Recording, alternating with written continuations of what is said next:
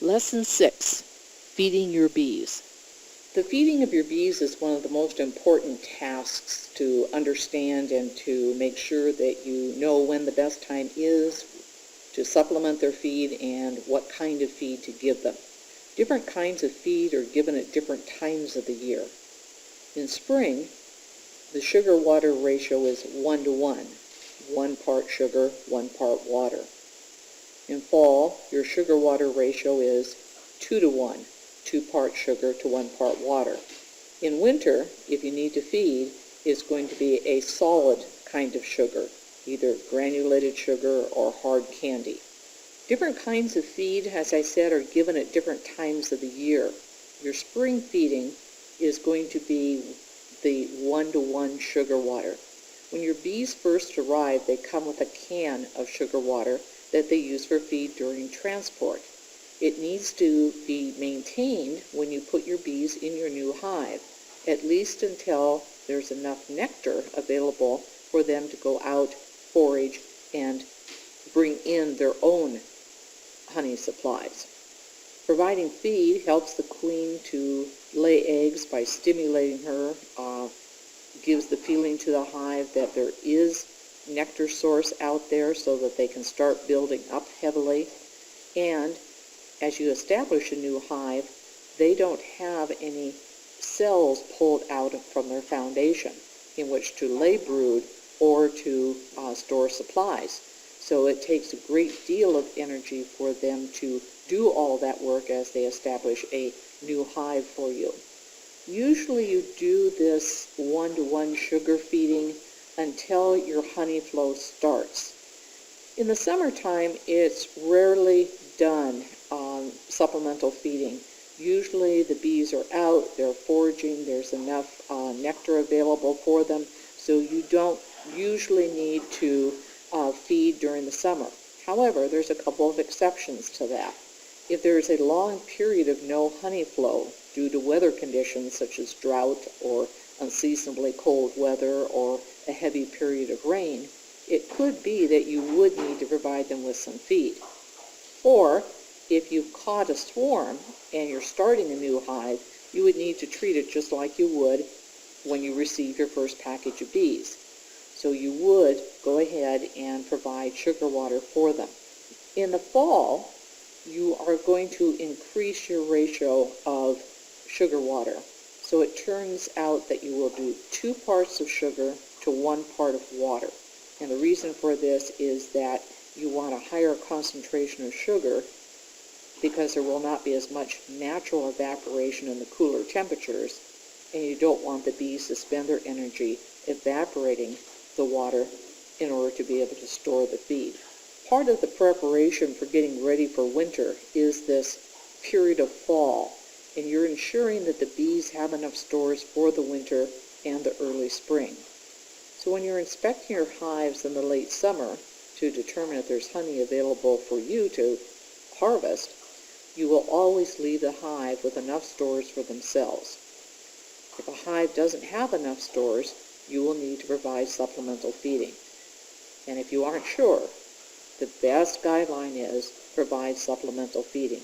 It's critically important to keep your hive healthy and well over winter. Winter feed.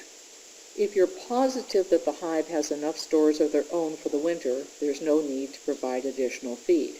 Frequently we're asked how much is enough feed, and it's not a simple question.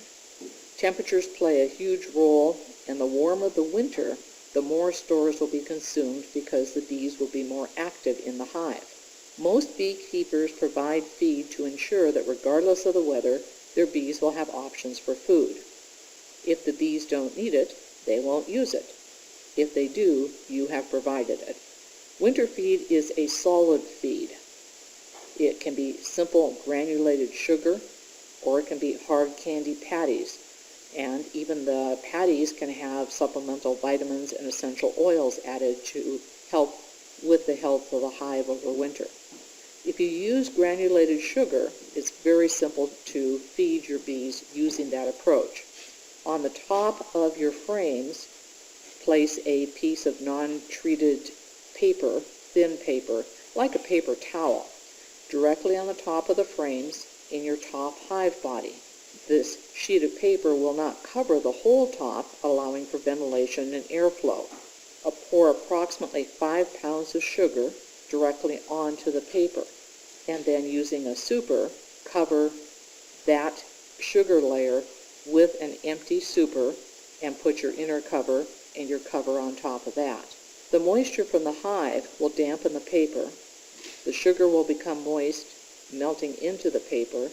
The bees will drink the moist sugar, eating their way through the paper and into the sugar dome during the winter. Sometime in January or February in our area, there's usually a warmish day. If there is, and when there is, lift the top cover and the inner cover and check to see if the bees need more sugar added. You can see that by if they've eaten through the dome or tapping lightly on the dome to see if it collapses because it's been hollowed out. If necessary, add another piece of paper over the top of the dome so the sugar doesn't just fall through, and then add additional sugar. Hard candy. You can purchase a hard candy board or make your own by boiling down heavy sugar water until it reaches the consistency of a hard cracked candy. The hard candy patty or sheet can be placed directly on top of the frames in the top hive body. Don't make the hard candy so large that it covers the frames completely, once again, because that reduces airflow and can result in buildup of moisture. The third option is a sugar patty with additives, and our recommendation is to check with your local bee supplier for what they recommend in our area. These sugar patties or the additives themselves can be purchased directly from the suppliers, or you can make your own. The additives are used to serve as a preventative, helping to maintain a healthy hive during the winter. The other part of the feeding that is very important is what kind of feeder. And this is something that you need to decide at the point that you're getting your hive equipment. There are two main kinds of feeders, ones that fit inside of the hive and ones that are on the outside. The inline feeder is just what it says. It goes into the hive, replacing one of the frames that is in the hive.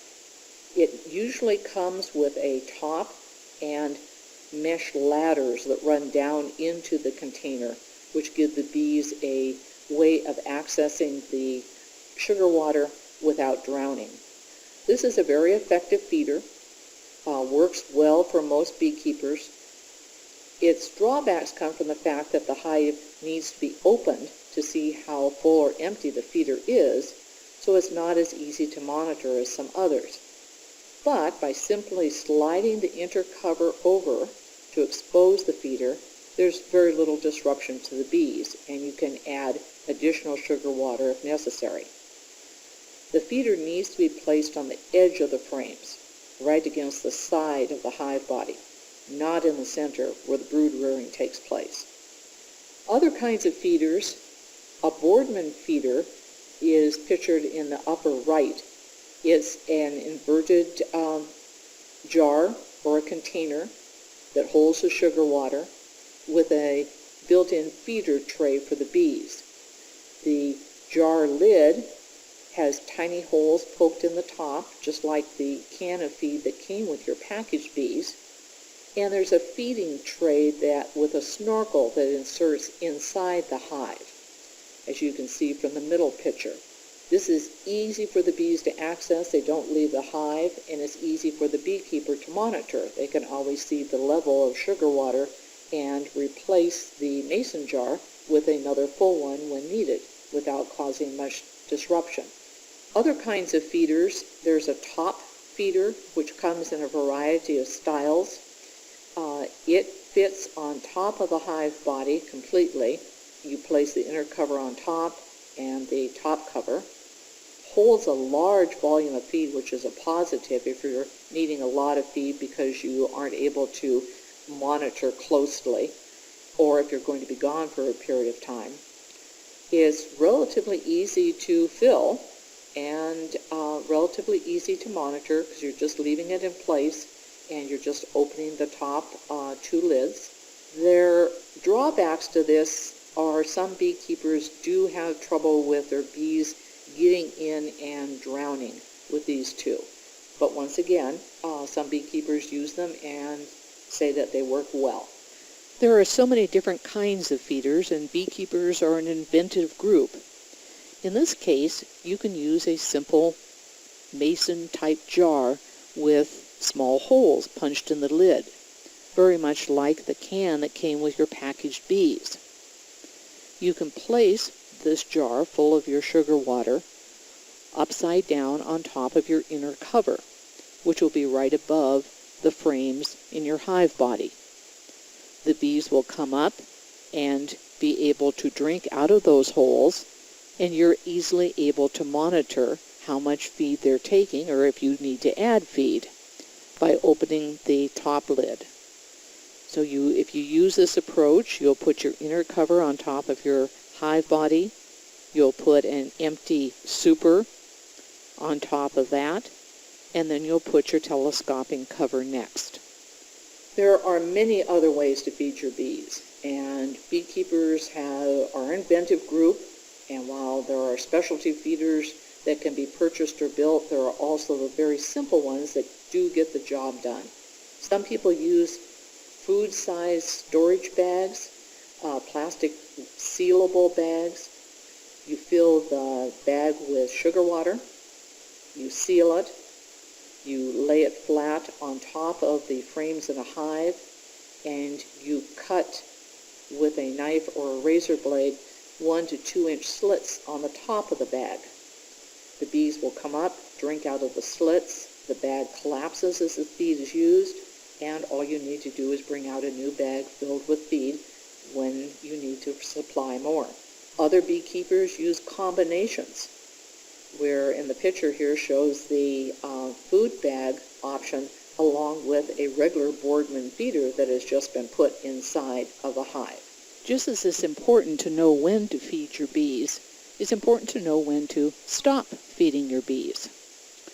Remember that the reason that we feed is to supplement their own stores and their ability to access food. For us then as beekeepers, we normally stop feeding when the honey flow starts, or when you put your first super on your hive. At that point, the bees are ready to start gathering their own food, and you don't wish to have sugar water mixed in with your honey stores. So we feed to supplement, we don't feed to replace. So stop feeding your bees when the honey flow starts, which is in the middle or early June, and or when you've put your first honey super on your hive. So in summary, there's different kinds of feed for different seasons of the year. In spring, we use a 1-to-1 sugar to water ratio. In the summer, we don't usually feed our bees at all. In the fall, the ratio is 2 parts of sugar to 1 of water. In the winter, we only feed solid. There are many different kinds of feeders, and you do need to decide what kind you wish to use before your bees arrive in the spring, so that you can have your feed ready. An inline feeder goes inside, replacing one of the frames. Boardman feeders can be set up outside the hive. A top feeder goes on top of your hive bodies. A plain inverted jar with holes in the lid can sit on top of your frames on top of an inner cover. And there's even plastic baggies with slits cut. And remember that there's a time to stop feeding as well. You stop once the honey flow starts, or when you put your first super on your hive. We feed to only supplement the bees, not to give them food all year long.